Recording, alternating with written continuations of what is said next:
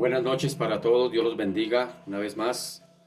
Sean ustedes muy bienvenidos a esta cita con el Señor en esta hora de la noche, son las 7 de la noche de hoy, jueves 25 de junio del año 2020.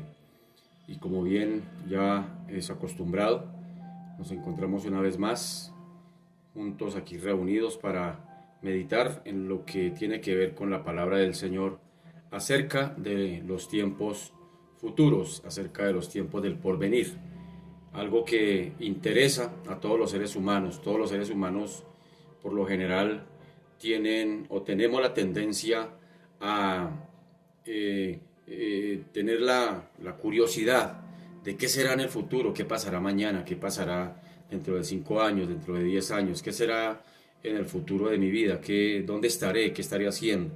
Siempre hay una expectativa en el ser humano por saber tiempos del porvenir, por saber tiempos que vendrán. Y esta es una bonita oportunidad para que usted y yo juntos estudiemos acerca de lo que dice la Biblia, precisamente del futuro del destino del hombre, lo que le espera al ser humano, los planes que Dios tiene diseñados para el ser humano, las cosas que Dios quiere hacer y está por hacer, acerca de todos los tiempos que vendrán del porvenir. Así que lo animo para que una vez más estemos con toda la disposición, con toda la actitud para poder meditar, encontrarnos, entender, comprender un poquito más de lo que dice este bendito libro del Apocalipsis.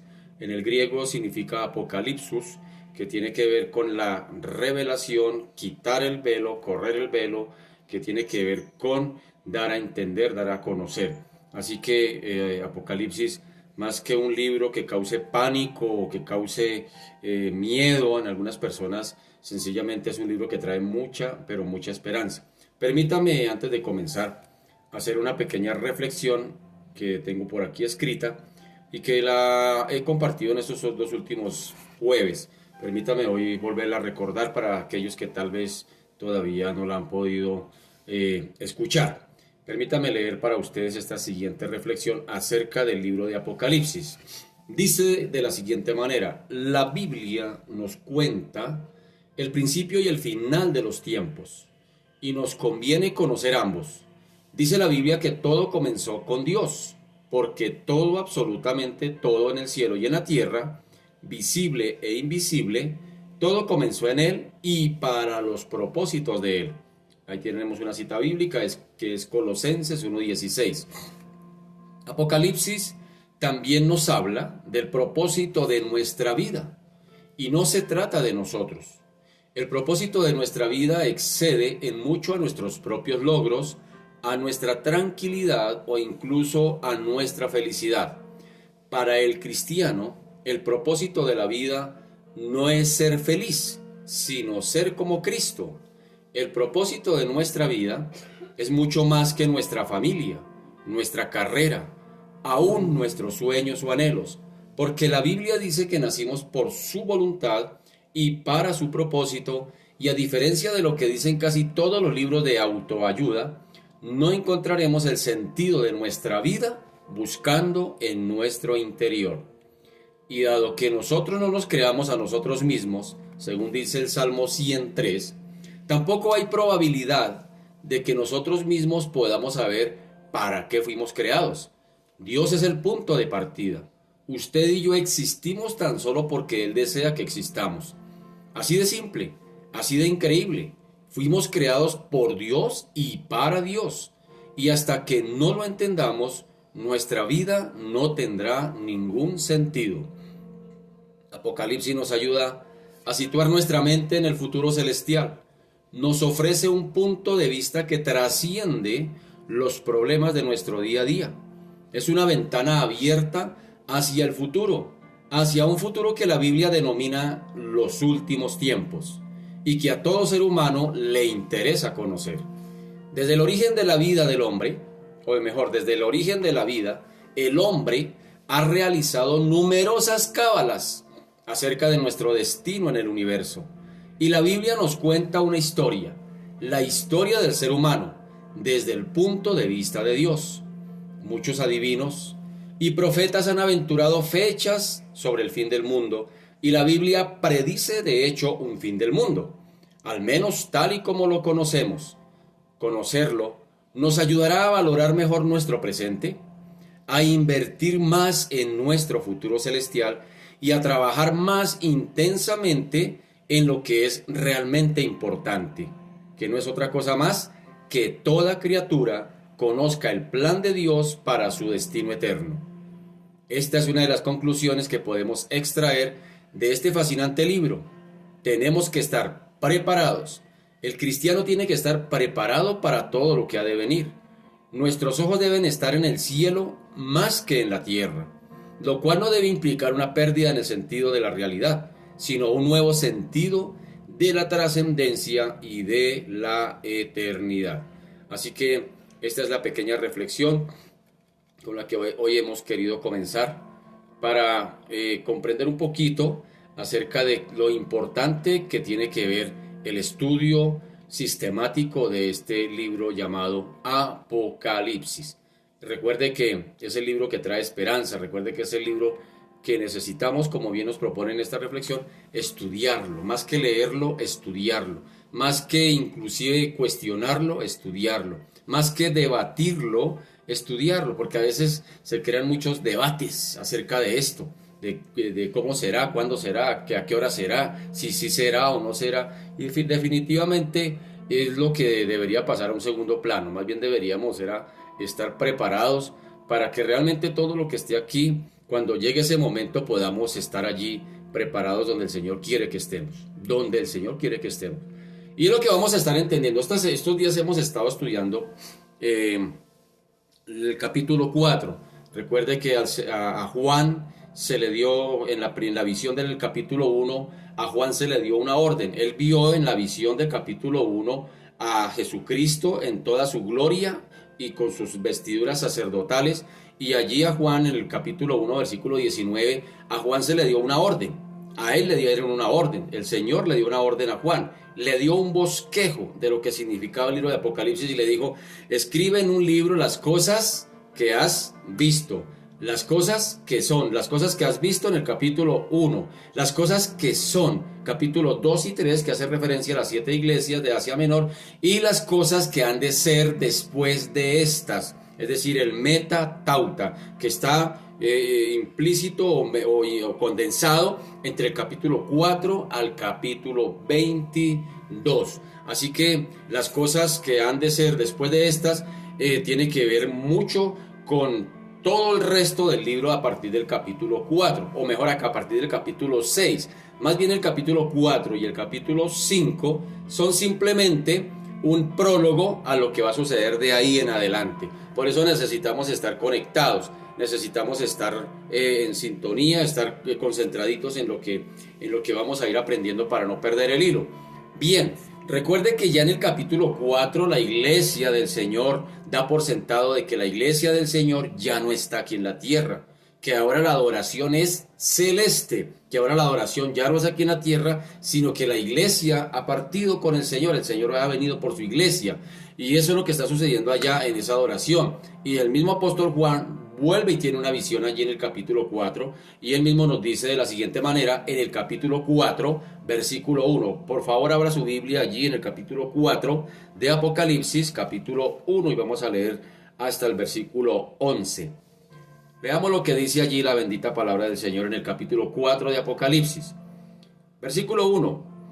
Después de esto miré, dice Juan, y he aquí una puerta abierta en el cielo, y la primera voz que oí, como de trompeta, hablando conmigo, dijo: sube acá, y yo te mostraré las cosas que sucederán después de estas. Eso se llama el metatauta en el griego. Y al instante yo estaba en el Espíritu, y he aquí un trono establecido en el cielo, y en el trono uno sentado. Y el aspecto del que estaba sentado era semejante, recordemos aquí por favor, recordemos aquí por un momento los símiles que usa Juan. Juan no nos da el detalle de qué fue lo que vio exactamente, simplemente nos dice: vi a uno sentado como Es decir, apenas nos da, eso se llaman similes, es decir, algo parecido, pero no nos está diciendo que era así específicamente, porque realmente ver al Señor tal como es cosa, es muy complicado. Solamente será eso cuando el Señor venga por nosotros. Dice que ahora somos hijos de Dios, pero que aún no se ha manifestado lo que hemos de ser, sino que sabemos que cuando Él se manifieste, seremos semejantes a Él porque le veremos tal como Él es. Dice Primera de Juan, el escritor de aquí de Apocalipsis, en una de sus cartas escribe que le veremos tal como Él es, pero será cuando el Señor venga. Así que aquí lo que Juan en el Espíritu nos está contando, que Él ve a alguien como. Miremos una vez más aquí en el versículo 3. El aspecto del que estaba sentado era semejante a piedra de jaspe y de cornalina, y había alrededor del trono un arco iris semejante en aspecto a la esmeralda. ¿Sí ve que solamente nos da símiles? Dice versículo 4: alrededor del trono había 24 tronos, y vi sentados en los tronos a 24 ancianos vestidos de ropas blancas, con coronas de oro en sus cabezas. Y del trono salían relámpagos y truenos y voces, y delante del trono ardían 7 lámparas de fuego, las cuales son los 7 espíritus de Dios. Y delante del trono había como un mar de vidrio, semejante al cristal. Y junto al trono y alrededor del trono, 4 seres vivientes, llenos de ojos delante y detrás. El primer ser viviente era semejante a un león. No dice que era un león, dice semejante a un león. El segundo era semejante a un becerro.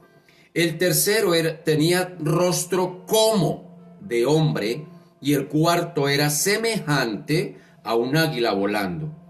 Y los 4 seres vivientes tenían cada uno 6 alas, y alrededor y por dentro estaban llenos de ojos, y no cesaban día y noche de decir: Santo, santo, santo es el Señor, Dios Todopoderoso, el que era, el que es y el que ha de venir.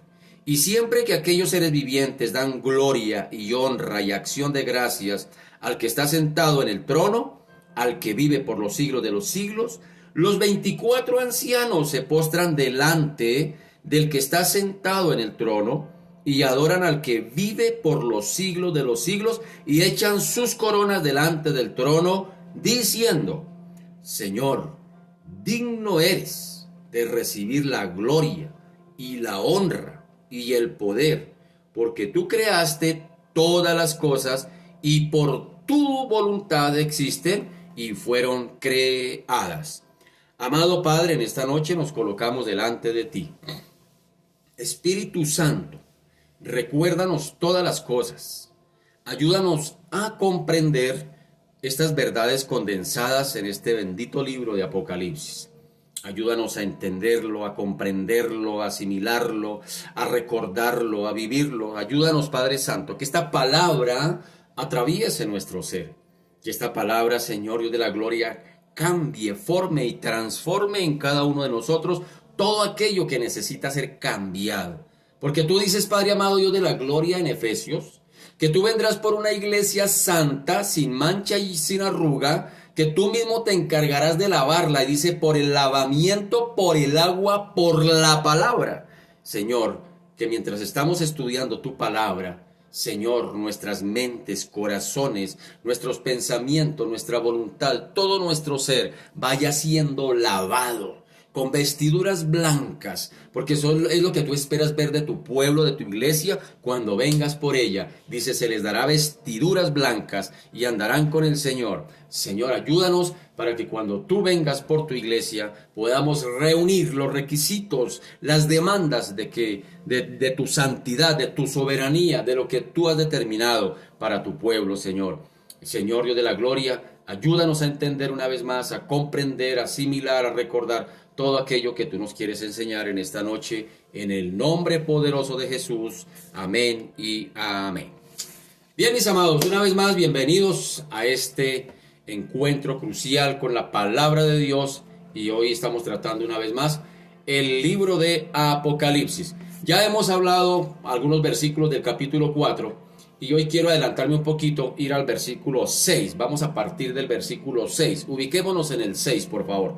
Versículo 6, que es el que va, es donde vamos a arrancar hoy, para ir ganando tiempo. Ya el resto usted lo sabe, ya lo hemos recordado, remachado y remachado una y otra vez. Así que en el versículo 6 dice la bendita palabra del Señor. Y delante del trono había como un mar de vidrio semejante al cristal. Y junto al trono y alrededor del trono, 4 seres vivientes llenos de ojos delante y detrás. Es lo que nos dice la Escritura. Llegamos ahora a otra de las figuras simbólicas de Apocalipsis. Recuerde que Apocalipsis está lleno de figuras, está lleno de símiles, está lleno de prototipos, y es necesario poderlos identificar y poderles dar la lectura apropiada. Así que aquí ahora nos está hablando de los 4 seres vivientes, o literalmente los 4 seres que viven. Pero ¿qué dice Apocalipsis de ellos? Es la pregunta. Estos seres se encuentran, dice aquí el texto, que se encuentran cerca del trono de Dios, que se dedican a alabar y adorar a Dios. Mire lo que dice por allá, cuando lleguemos allá, pero le voy a ir adelantando un poquito. En el capítulo 6, versículo 1 y versículo 7, mire lo que hacen estos 4 seres vivientes. En el capítulo 1 dice lo siguiente, del capítulo 6, versículo 1. Capítulo 6, versículo 1. Vi cuando el Cordero abrió uno de los sellos, y oí a uno de los 4 seres vivientes decir como con voz, mire, ahí está otro símil, como con voz de trueno, ven y mira. Y en el capítulo 6, versículo 7, dice, cuando abrió el 4º sello, oí la voz del 4º ser viviente que decía, ven y mira. Entonces aquí lo que vamos encontrando es que estos 4 seres vivientes están en el trono, alrededor del trono, y ahí están adorando y alabando a Dios. Dice también que uno de ellos entregará, óigame bien, uno de estos 4 seres vivientes será el encargado de entregar a los 7 ángeles las 7 copas de oro llenas de la ira de Dios, que están en el capítulo 15 y algo del 16. Cuando lleguemos allá lo vamos a explicar. Tremendo eso. Entonces estos 4 seres vivientes hay que irlos identificando. Dice en el capítulo 15, versículo 7, dice así, y uno de los 4 seres vivientes dio a los 7 ángeles 7 copas de oro, llenas de la ira de Dios, que vive por los siglos de los siglos. Amén. Que el Señor nos guarde de llegar allá. Que el Señor nos guarde de llegar allá. Porque ¿sabe para quién es todas estas copas de ira? Para los que se quedaron en el rapto. Para los que van a sufrir la tribulación y la gran tribulación. Ahí van a estar tremendo, y cuando vayamos mirando copa por copa, usted va a decir, no, definitivamente el coronavirus es un resfriado, mi amado. Es un resfriado para lo que vamos a ver allá cuando lleguemos al capítulo 15. Así que los ángeles que se mencionan en el Nuevo Testamento siempre están relacionados con la presencia, el poder y la santidad de Dios. Y aunque aquí la descripción de Juan, óigame bien, no es idéntica a la del profeta Ezequiel, es obvio que ambos se refieren a los mismos seres sobrenaturales e indescriptibles que están acá, que son los querubines. ¿Ya lo vamos agarrando? Son los querubines, estos 4 seres vivientes. Ezequiel, por ahí en Ezequiel capítulo 1, versículo 4, dice de la siguiente manera, permítame leer para ustedes. Dice, aconteció en el año 30, en el mes 4, a los 5 días del mes, que estando yo en medio de los cautivos junto al río Quebar, los cielos se abrieron y vi visiones de Dios. Eso dice Ezequiel. En el 5º año de la deportación del rey Joaquín, a los 5 días del mes, vino palabra de Jehová al sacerdote Ezequiel, hijo de Buzi, en la tierra de los caldeos junto al río Quebar. Vino allí sobre él la mano de Jehová. Y miré, y he aquí venía del norte un viento tempestuoso y una gran nube con un fuego envolvente, y alrededor de él un resplandor, y en medio del fuego algo que parecía como bronce refulgente, y en medio de ella la figura de 4 seres vivientes. Y esta era la apariencia. había en ellos semejanza de hombre. Cada uno tenía 4 caras y 4 alas, y los pies de ellos eran derechos, y la planta de sus pies como planta de pie de becerro. Centelleaban a manera de bronce muy bruñido. Debajo de sus alas a sus 4 lados tenían manos de hombre, y sus caras y sus alas eran por los 4 lados. Con las alas se juntaban el uno al otro, no se volvían cuando andaban, sino que cada uno caminaba derecho hacia adelante. Y el aspecto de sus caras era, noten esto, ojalá lo estemos recordando con Juan, el aspecto de sus caras era cara de hombre, cara de león, al lado derecho de los 4, y cara de buey, a la izquierda de los 4, asimismo había en los 4 cara de águila. Si lo vamos asociando con los de Juan capítulo 4, versículo 7, así eran sus caras, y tenían sus alas extendidas por encima cada uno, 2, las cuales se juntaban y las otras 2 cubrían sus cuerpos, y cada uno caminaba derecho hacia adelante, hacia donde el Espíritu les movía que anduviesen, andaban, y cuando andaban no se volvían. Cuando a la semejanza de los seres vivientes, su aspecto era como de carbones de fuego encendidos, como visión de hachones encendidos que andaba entre los seres vivientes, y el fuego resplandecía y del fuego salían relámpagos, y los seres vivientes corrían y volvían a semejanza de relámpagos. Mientras yo miraba a los seres vivientes, he aquí una rueda sobre la tierra junto a los seres vivientes a los 4 lados. El aspecto de las ruedas y su obra era semejante al color del crisólito, y las 4 tenían una misma semejanza. Su apariencia y su obra eran como rueda en medio de rueda. Cuando andaban se movían hacia sus 4 costados, no se volvían cuando andaban, y sus aros eran altos y espantosos, y llenos de ojos alrededor, ojo lo que dije, y llenos de ojos alrededor en las 4. Y cuando los seres vivientes andaban, las ruedas andaban junto a ellos, y cuando los seres vivientes se levantaban de la tierra, las ruedas se levantaban. Hacia donde el Espíritu les movía que anduviesen, andaban, hacia donde les movía el Espíritu que anduviesen, las ruedas también se levantaban tras ellos, porque el Espíritu de los seres vivientes estaba en las ruedas. Cuando ellos andaban, andaban ellas, y cuando ellos se paraban, se paraban ellas. Asimismo, cuando se levantaban de la tierra, las ruedas se levantaban tras ellos, porque el Espíritu de los seres vivientes estaba en las ruedas, y sobre las cabezas de los seres vivientes aparecía una expansión a manera de cristal maravilloso extendido encima sobre sus cabezas.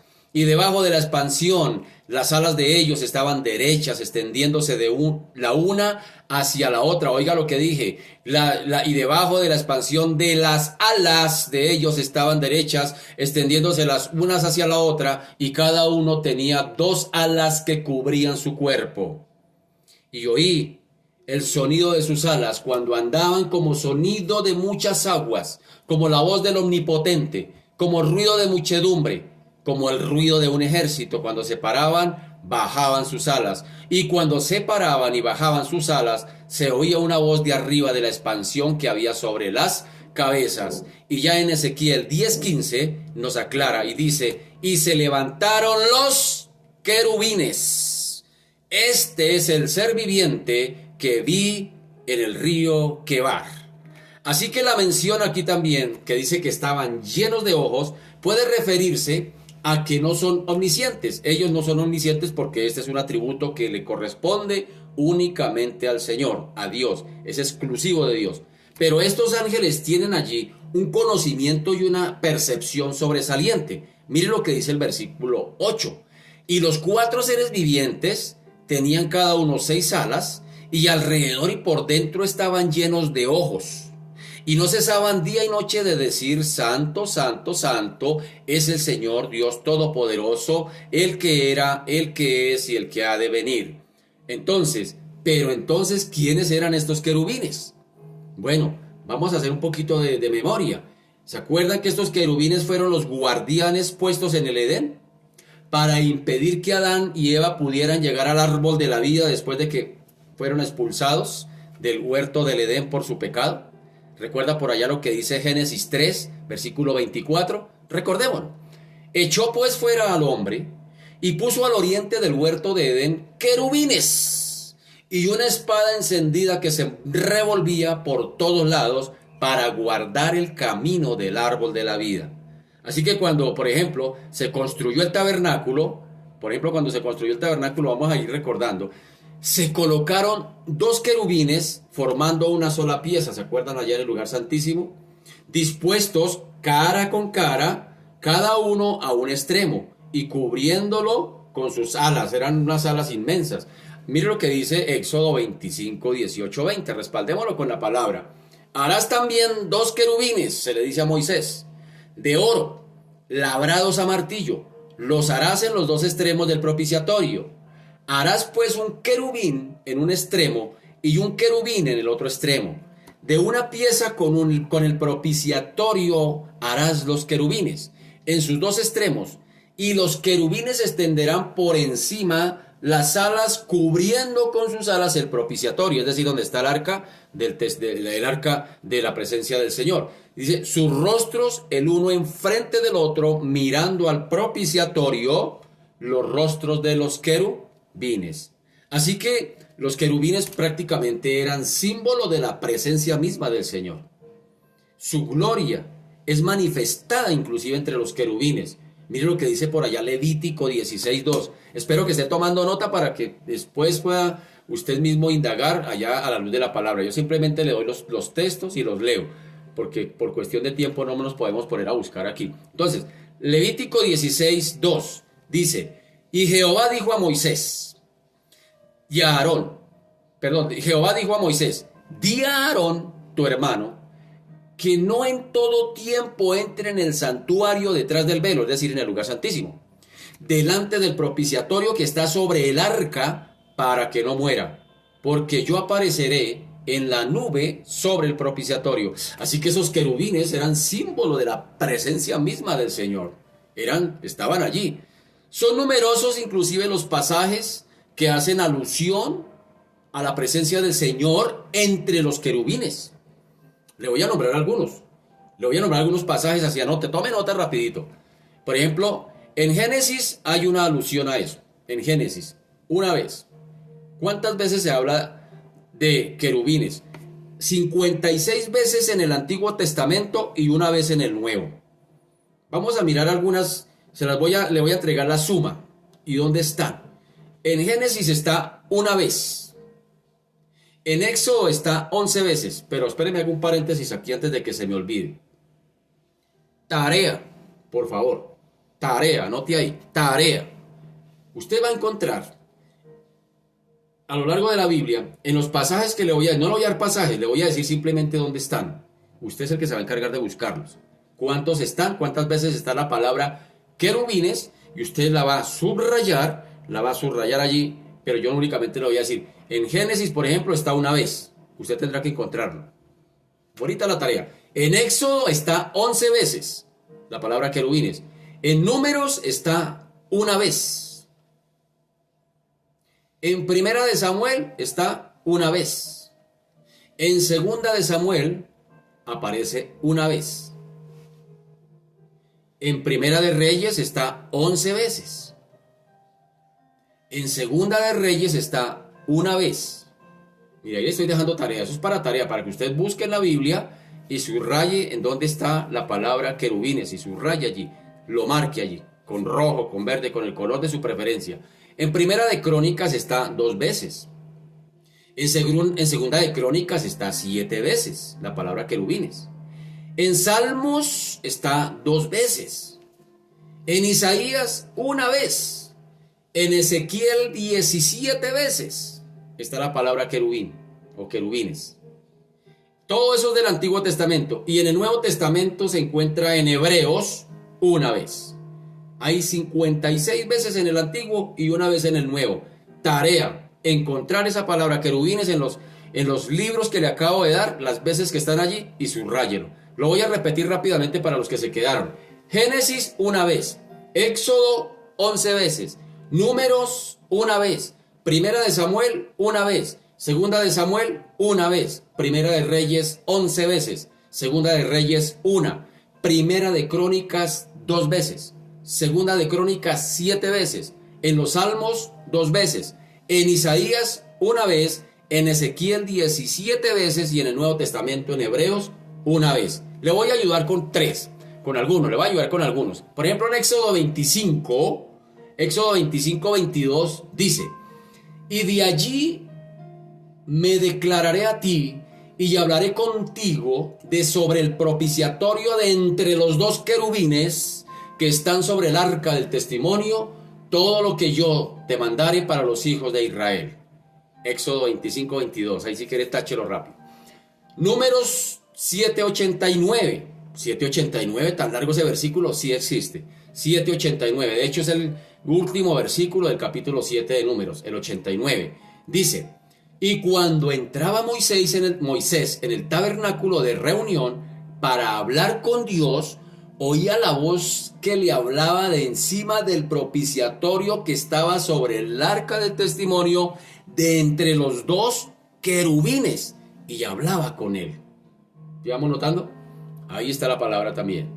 Y en Primera de Samuel, capítulo 4, versículo 4, dice así: y envió el pueblo a Silo, y trajeron de allá el arca del pacto de Jehová de los ejércitos, que moraba entre los querubines.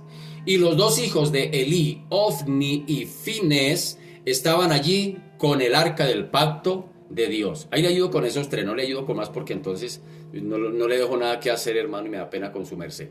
Listo. Entonces, también había figuras de querubines bordadas en los tapices del tabernáculo. ¿Cómo siguen los tapices? Pues en las cortinas. Había figuras de querubines bordadas. ¿Dónde está eso, hermano Jorge? En Éxodo 26, versículo 1. Harás el tabernáculo de 10 cortinas de lino torcido, azul, púrpura y carmesí, y lo harás con querubines de obra primorosa. Ahora, más adelante, unos años más adelante, ya en el templo más moderno, es decir, en el templo de Salomón, Salomón también hizo querubines. Mire, Primera de Reyes 6:23. Dice: hizo también en el lugar santísimo dos querubines de madera de olivo, cada uno de 10 codos de altura. Es decir, era una vaina grandísima. De todo esto podemos extraer entonces la siguiente idea. De todo esto, ver los querubines en la presencia del Señor, o el mismo Señor entre los querubines, cuidando allí toda el arca, cuidando todo esto en medio de la presencia del Señor, podemos concluir con algo, sacar una conclusión acá, y es que los querubines son angélicos o seres angelicales que están cerca de Dios y son los guardianes de su trono. Fue lo que vio Juan allá. Dice, había 4 seres vivientes que estaban dando acerca del trono y estaban alrededor del trono. ¿Qué estaban haciendo? Guardianes del trono, como sucedió en Génesis cuando el Señor puso querubines allá en la puerta del Edén para que no pasaran hacia el árbol de la vida. Entonces, vamos a mirar también otras características de estos 4 seres vivientes. Versículo 7, por favor. Mire lo que dice. El primer ser viviente era semejante. Recuerda el símil o simil. El primer, no misil, el símil. El primer ser viviente era semejante a un león. El segundo era semejante a un becerro. El tercero tenía rostro como de hombre y el cuarto era semejante a un águila volando. Así que, ¿qué simbolizan estos 4 seres vivientes? Pues es obvio aquí que resultan parte de la escenografía del cielo. Hacen parte allí, no de decoro, sino hacen parte de la adoración allí en el cielo. Así que, aunque nosotros los seres humanos, pues lógicamente no somos ni ángeles, mucho menos querubines o serafines, ¿sí? Pues fuimos creados también.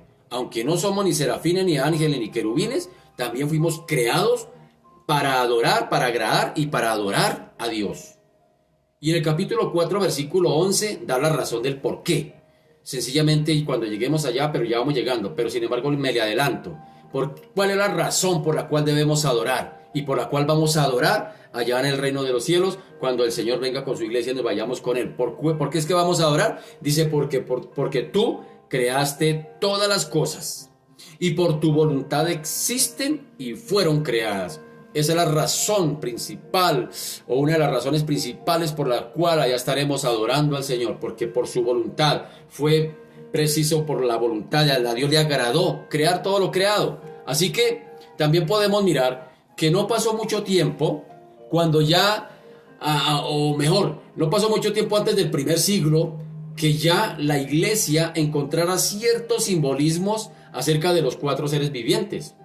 Por ejemplo, en particular, especialmente en los evangelios, tienen respectivos interpretaciones. Por ejemplo, una de las primeras interpretaciones, y tal vez se cree que de pronto la más completa, de la identificación acerca de los querubines con los evangelios, la hizo Ireneo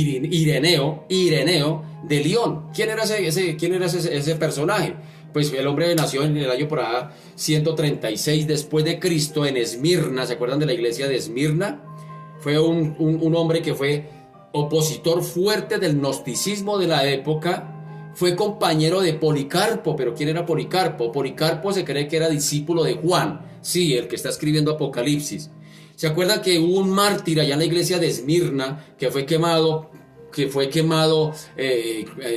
Hicieron leña y la quemaron, que los mismos judíos trajeron la leña para ayudar a prender la candela para quemar a Policarpo. Pues que Ireneo de Lyon era compañero de él. Eran compañeros de milicia en la parte espiritual, y el hombre opositor fuerte al gnosticismo, y también tuvo que padecer como mártir. Así que Ireneo, ¿qué sostenía? ¿Qué sostenía él acerca de los querubines con la interpretación de los evangelios? Él, por ejemplo, decía que los cuatro seres vivientes representaban los cuatro aspectos de la obra de Jesucristo, y que a su vez estaban representados en los cuatro evangelios, y lo asocia de la siguiente manera, y algunas veces nos hemos casado con esos pensamientos. Pónganle cuidado.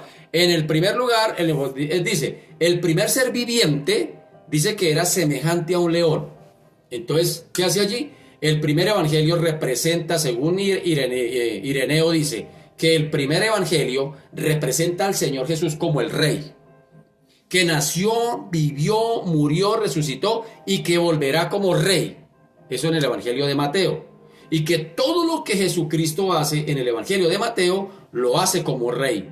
Así que el león representaba la obra poderosa y efectiva del Hijo de Dios, su señorío y su poder soberano.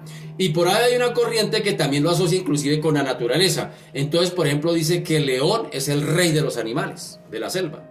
¿Sí? Entonces, ahora hablamos del segundo ser viviente. Dice que el segundo ser viviente era semejante a un becerro. Según Juan dice que era semejante a un becerro. Pero les leí Ezequiel, y Ezequiel dice que era semejante a un buey. ¿Sí? Entonces hay una diferencia, aunque hay una diferencia de caracteres, pero están ambos apuntando a que son querubines, seres celestiales, seres angelicales. Así que ellos dicen que representaba la proyección sacerdotal de la obra de Cristo, porque el becerro era el animal de sacrificio. Y en el evangelio de Marcos, Marcos presenta a Jesucristo como el siervo. ¿Sí? Ya vamos asociando, como el siervo. Marcos lo pone de una vez al Señor a hacer la obra que el Señor le había encargado. El tercer ser viviente dice que tenía rostro como de hombre. Recuerde que hay símiles allí, semejante como. El tercer ser viviente tenía rostro como de hombre, es decir, que representaba su encarnación, es decir, la encarnación, no reencarnación. Ojo, nosotros no creemos en la reencarnación, no, creemos en la encarnación. Es decir, la R va no va al comienzo, sino va intermedia, ¿no? No en la reencarnación, sino en la encarnación. Oigan, bien clarito eso. Entonces, aquí el ser viviente dice que tenía rostro como de hombre, es decir, representaba su encarnación. ¿Y quién lo hace? El Evangelio de Lucas, que nos presenta al Señor Jesús como el Hijo del Hombre. Y en este Evangelio se enfatiza mucho su humanidad. Pero también tenemos el cuarto ser viviente. Dice que era semejante a un águila volando. Así que en el Evangelio de Juan se nos comunica, se nos informa, se nos da la luz acerca de la deidad de Cristo. El evangelista Juan, quien es el mismo autor de Apocalipsis, en el Evangelio nos presenta a Jesús en toda su deidad.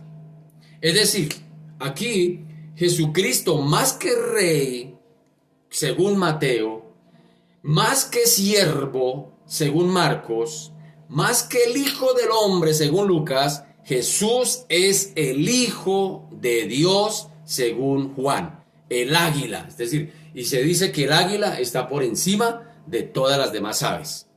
Entonces, según aquí quienes interpretan esto, acerca también lo asocian con la naturaleza. Entonces, dicen que el león es el rey de los animales, que el becerro es el rey del ganado, el que está por encima del ganado, y que el hombre está por encima de todos los animales, es el creado a imagen y semejanza de Dios, pero que el águila está por encima de todos los animales. Eso dice quienes les dan una interpretación acerca de estos cuatro seres vivientes con la naturaleza. Pero también dicen que la misma naturaleza también estará adorando al Señor.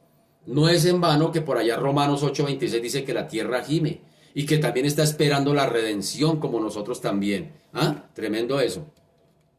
Versículo 8. ¿Qué nos dice el versículo 8?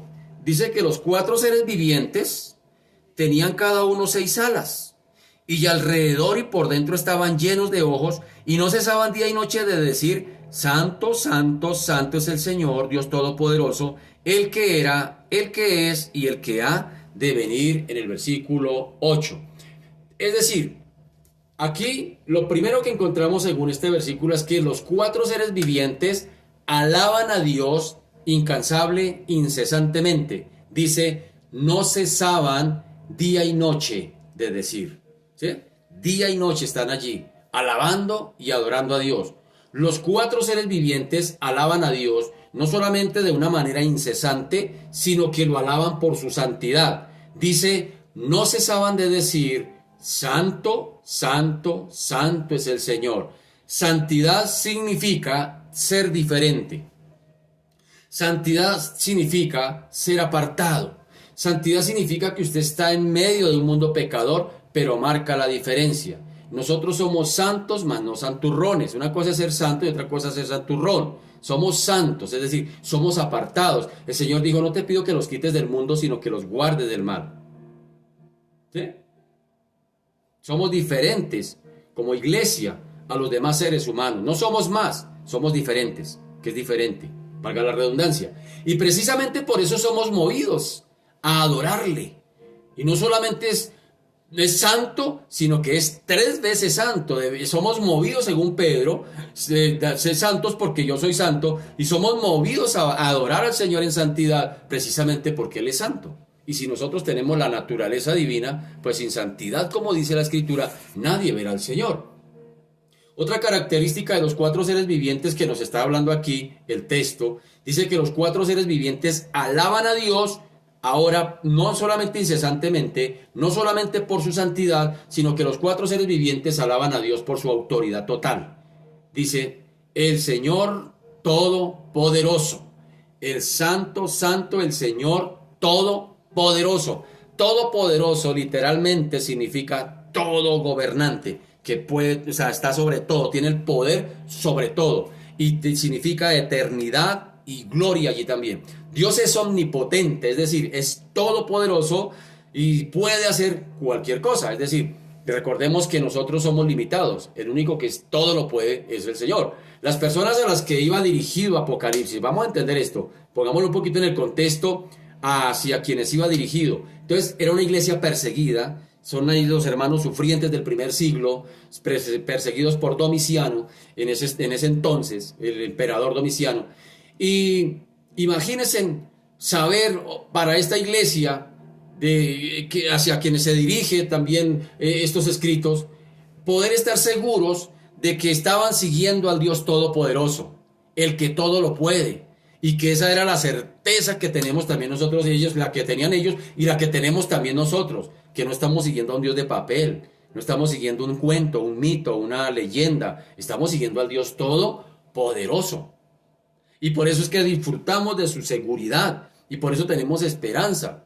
a pesar de los problemas y las luchas del día a día, sabemos que el Dios Todopoderoso está de nuestro lado. Eso lo debe traer, si eso le trajo esperanza, por eso digo que el libro de Apocalipsis es un libro esperanzador, no es un libro de pánico, ni de miedo, ni es un libro de cuarta dimensión, en 4D, no, no es una película en 4D, es la esperanza que el Señor trae, pero también la advertencia que el Señor trae para quienes no conocen de Cristo, pero también la esperanza para nosotros que tenemos en Cristo, para quienes son su iglesia fiel. Esto es para la iglesia fiel, esto no es para todo el que dice ser cristiano, es para la iglesia fiel y verdadera, la que pues, será raptada, la que será llevada con el Señor.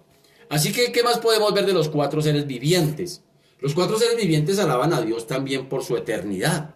Es decir, no solamente lo alaban incesantemente, no solamente lo alaban por su santidad, no solamente lo alaban por su poder y autoridad, sino que también lo alaban por su eternidad.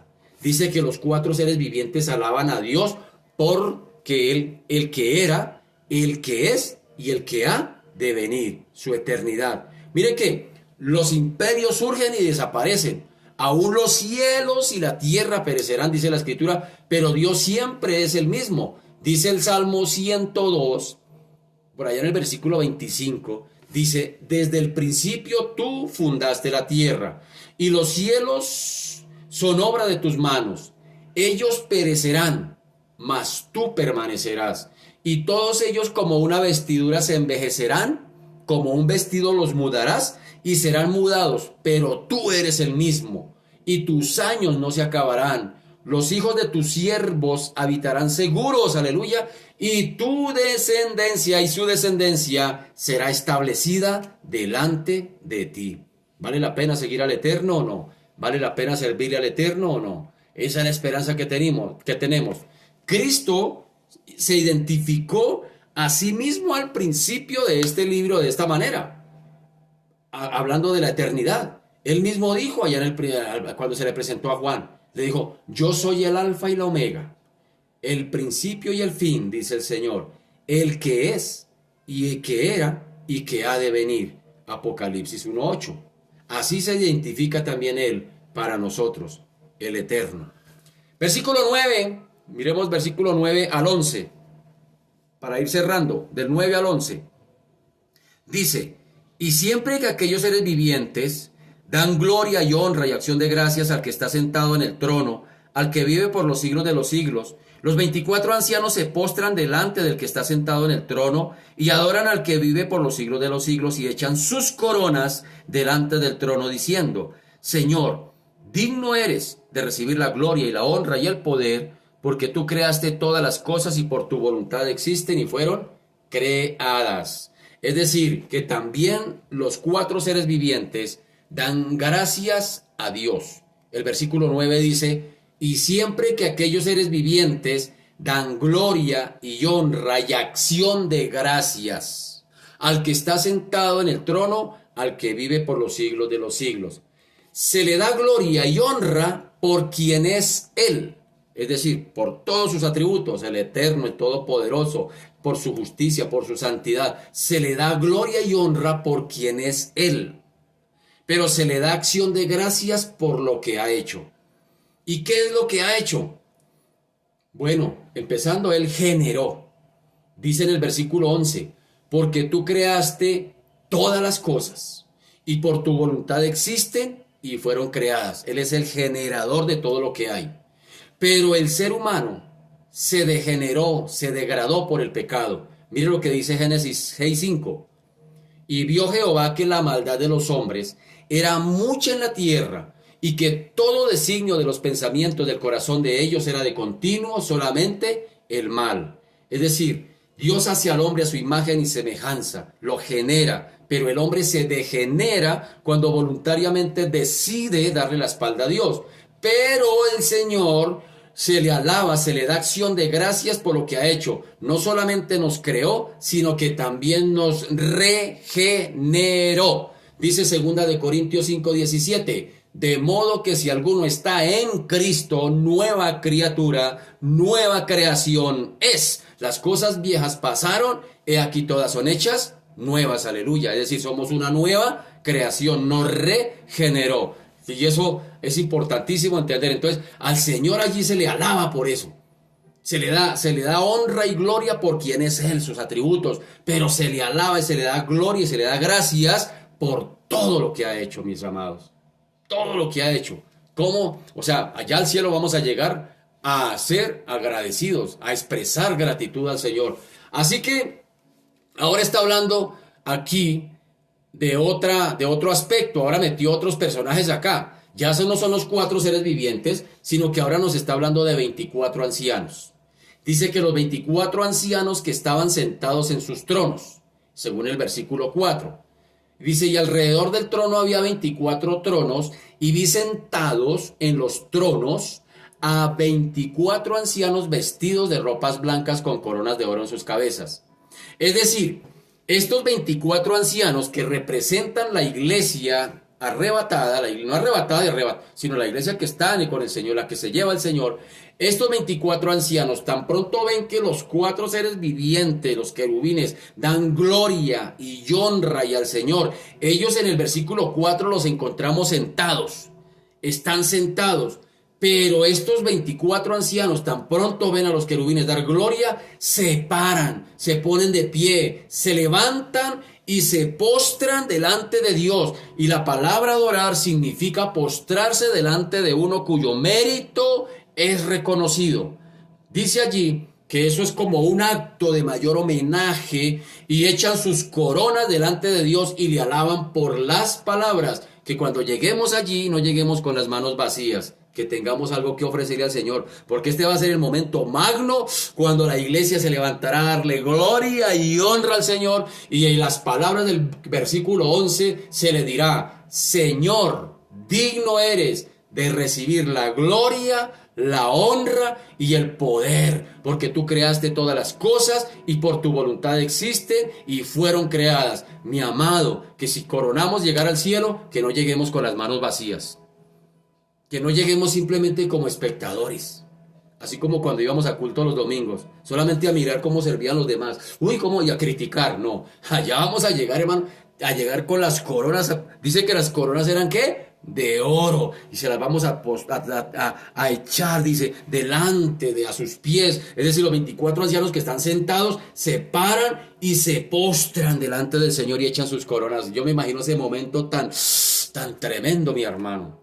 Si usted no está esperando eso, le deseo una muy bonita, muy gran tribulación, hermano, porque yo estoy esperando eso, hermano, que el Señor nos lleve para poder estar ahí en esa oración celestial. Así que se dirigen al que está sentado en el trono como el Señor y Dios nuestro. Es decir, en la traducción, el lenguaje actual dice: Señor y Dios nuestro, tú mereces que te alaben, que te llamen maravilloso y que admiren tu poder, porque tú creaste todo lo que existe. Gracias a ti todo fue creado. Eso dice la traducción en lenguaje actual. Le atribuyen gloria a los 24 ancianos allí. Le atribuyen gloria, honra y poder, no solamente por la creación de todas las cosas, sino la motivación de Dios mismo de crear todas las cosas, es decir, su propia voluntad. Porque dice, por su voluntad es que existen todas las cosas. Porque a Dios le plació, mi hermano. A Dios le plació. Por su voluntad existen y fueron creadas. Su voluntad, miren esto, su voluntad es precisamente la causa de la creación. Él mismo, es decir, el mismo Señor, Él mismo es el agente de la creación de ella. Y dice allí que le adoraban y que le alababan a Dios constantemente. Mira lo que dice por allá en el capítulo 5 de Apocalipsis. En el versículo 11 y en el versículo 14 dice, hablando de los 24 ancianos, ya no está hablando de los 4 seres vivientes, sino los ancianos, la iglesia. Dice, y miré y oí la voz de muchos ángeles alrededor del trono, los querubines, y de los seres vivientes y de los ancianos. Y su número era millones de millones. Los 4 seres vivientes decían amén. Y los 24 ancianos se postraron sobre sus rostros y adoraron al que vive por los siglos de los siglos. Mire lo que dice por allá en el capítulo 7 de Apocalipsis, versículo 11. Y todos los ángeles estaban en pie alrededor del trono, y de los ancianos, y de los cuatro seres vivientes, y se postraron sobre su rostro delante del trono, y adoraron a Dios. Mire lo que dice por allá en el capítulo 11, versículo 16. Y los 24 ancianos que estaban sentados delante de Dios en sus tronos, se postraron sobre sus rostros y adoraron a Dios. Mira lo que dice el capítulo 14, verso 3. Y cantaban un cántico nuevo delante del trono y delante de los cuatro seres vivientes y de los ancianos, y nadie podía aprender el cántico sino aquellos 144,000 que fueron redimidos dentro de los de la tierra. 19:4. Y los 24 ancianos y los cuatro seres vivientes se postraron en tierra y ya adoraron a Dios que estaba sentado en el trono, y decían amén, aleluya, que es la expresión máxima de la alabanza.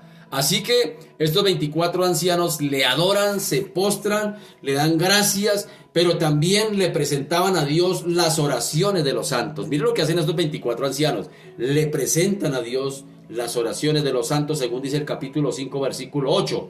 Cuando hubo tomado el libro, los cuatro seres vivientes y los 24 ancianos se postraron delante del Cordero. Todos tenían arpas y copas llenas de oro de incienso, que son las oraciones de los santos. No de los santos que están en las paredes, no, de la iglesia, del pueblo de Dios.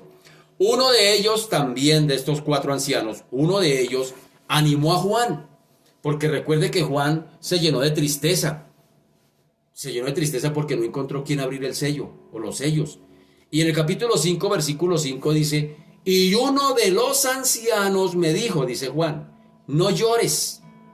He aquí que el león de la tribu de Judá, la raíz de David, ha vencido para abrir el libro y desatar sus 7 sellos. Otro anciano también actuó de intérprete de una de las visiones, que está en el capítulo 7, versículo 13 de Apocalipsis. Dice: entonces uno de los ancianos habló diciéndome: estos que están vestidos de ropas blancas, ¿quiénes son? ¿Y de dónde han venido? Yo le dije: Señor, tú lo sabes. Y él me dijo: estos son los que han salido de la gran tribulación. Es decir, aquellos cristianos que se van a convertir en la gran tribulación, pero que les va a costar la vida. Aquí, hermano, antes del arrebatamiento, aquí la gente se convierte y la pasa chévere. Aquí la pasa en lo bacano. Pero, hermano, los que se van a convertir en la gran tribulación, si quieren ser fieles a Cristo, les va a costar la vida. De ellos se está hablando. Juan utiliza aquí también una figura muy conocida en el mundo antiguo. Y la figura es que los ancianos echan sus coronas delante del trono de Dios. Es decir, en el mundo antiguo aquel gesto era una expresión de una sumisión total. ¿Qué quiere decir eso? Que cuando un rey se rendía a otro rey, echaba su corona a sus pies. Es decir, dándole la autoridad, por decirlo de alguna manera, dándole a entender que ese rey ha vencido. Y se somete a ese rey. Y le echaba la corona, se la quitaba y se la arrojaba a los pies del rey vencedor. Así que la doxología, es decir, la forma, la manera de alabar de los ancianos, en primer lugar, es decir, se le alaba allí al Señor por dos cosas. Una, en primer lugar, Él es su Señor y su Dios. Ellos dicen: Señor, digno eres de recibir la gloria, la honra y el poder. Y esta frase, especialmente impactante para los cristianos de aquella época, era muy asociada a la expresión Señor. ¿Por qué? Pues la expresión original para Señor y Dios era en el griego Kurios Kaiteus o Kurios Kaiteos. Kurios Kaiteos, Dios es el Señor en el griego. Y era el título, óigame bien, era el título oficial y exclusivo del emperador Domiciano. Qué atrevimiento que el mismo emperador se hacía llamar Dios, se hacía llamar Señor, se hacía llamar Salvador. Y tenían que rendirle culto.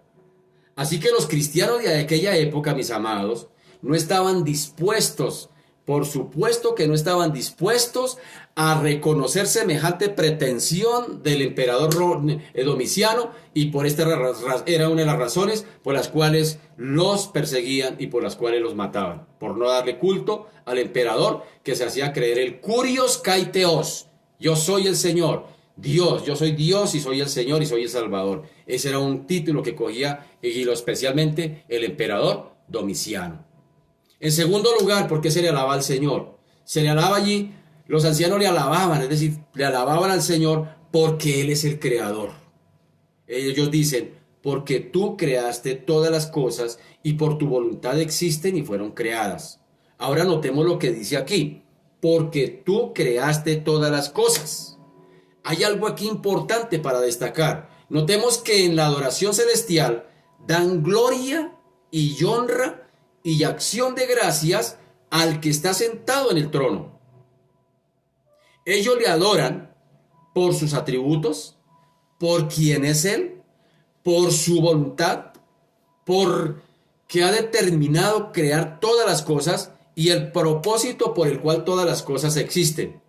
Y aquí hay una claridad. Por eso es que ellos le dan gloria. Dice, tú eres el único que mereces toda la gloria. Eres el único digno de toda la honra, porque a ti te plació crear todo lo que hay. Y todo lo que existe fue porque a ti te plació. Porque están usando la palabra voluntad. Es decir, a Dios se le dio la voluntad de hacer, hermano. Y si hoy tenemos vida es porque a Dios se le dio la voluntad de que usted y yo tengamos vida. ¿Ah? Entonces, no nos jactemos de nada, mi amado. Es porque el Señor le plació. Así que el ser humano, hasta aquí, ha adquirido muchos poderes, pero no tiene el poder de crear. El único que ha podido crear es el Señor. El ser humano puede alterar, el ser humano puede imitar, el ser humano puede reformar, el ser humano puede destruir, porque para eso sí somos especialistas, pero no crear. Únicamente Dios es el que está en la capacidad de crear de la nada. Tremendo eso. El universo entero le pertenece, mi amado. Usted y yo le pertenecemos. Salmo 24:1, y con esto termino. De Jehová es la tierra y su plenitud, el mundo y los que en él habitan. Y en el Salmo 89, versículo 11 dice, tuyos son los cielos, tuya también la tierra, el mundo y su plenitud, tú lo fundaste. Aleluya. Gloria a Dios por eso.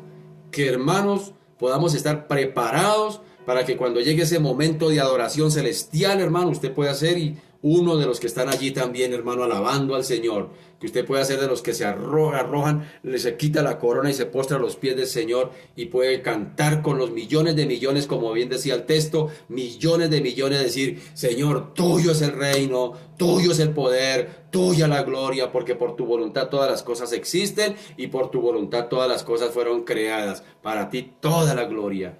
Que podamos estar allí y no con las manos vacías como expectantes solamente mirando a otros como hacen. Hermanos, que Dios nos ayude a estar preparados para ese magno momento. Eso es lo que nos espera como iglesia. Los que no han querido creer en Cristo están listos para la gran tribulación, pero usted y yo, que somos de la iglesia fiel y verdadera, hermanos, estamos listos para irnos con Cristo.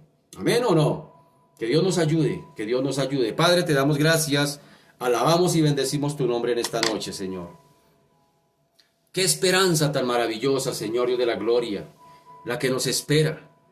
El poder estar allí ante tu misma presencia, como dice Juan, que te veremos tal como tú eres. Y allí expresando, Señor, la adoración, la alabanza, y dignificando y glorificando y honrando tu nombre allí en ese lugar.